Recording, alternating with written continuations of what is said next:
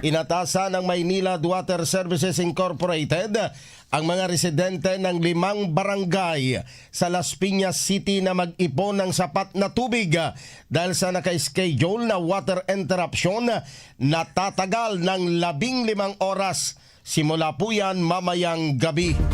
Ang mga apektadong barangay ay ang Barangay Almansa 1, Pilara, Talon 1, Talon 2 at Talon 5.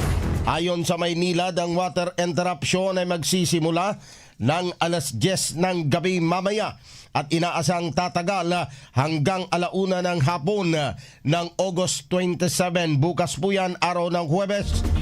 Dahil ito ay naka-schedule na maintenance work sa Marcos Alvarez Pumping Station at sa Magdiwang Pumping Station and Reservoir.